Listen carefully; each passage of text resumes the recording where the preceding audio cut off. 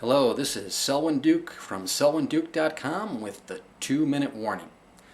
I want to talk to you today about demonizing corporations. Now, this is something we've all seen politicians do. They'll say things like, we've got to raise the corporate tax rate because these big businesses are fleecing the common man.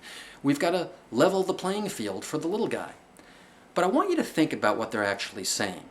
They're talking about corporations as if they're entities unto themselves, as if there's some creature out there called a corporation with horns and fangs dripping with blood and a tail and a voracious appetite consuming everything in sight. But in reality, that's not the case, is it? No. If it weren't for people, there wouldn't be corporations. Corporations comprise people. A CEO, other executives, middle management, workers, shareholders. And guess what?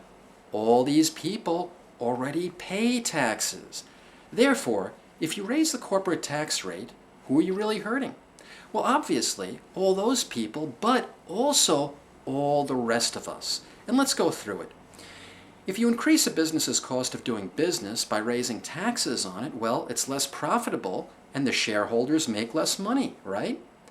Also then, the corporation doesn't have as much to spend on salaries and it may have to lay workers off. But you know what? It gets even worse. Because if you increase a business's cost of doing business, it hands those increased costs down to the consumer. And that increases the prices of retail goods and services, hurting all of us. But you know what? It gets worse still. I want you to think about this. If you were a business and you noticed that your corporate tax rate was a lot higher in your country than in other countries, what would you do? Well, logic dictates that you're probably going to pick up your operations and move to where the grass is greener, to a country that has a friendlier business environment. And unfortunately, my friends, this isn't theoretical. This is precisely what has been happening in America, and it's why our industrial base has been eroding and we've been losing jobs. So we have to remember, we need corporations. We need quality goods and services at low prices. We need the jobs they provide.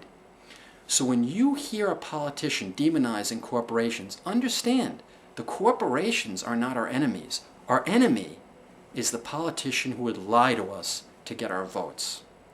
This is Selwyn Duke from selwynduke.com with the 2-minute warning. And remember what Chuck Norris taught us. Good guys wear black.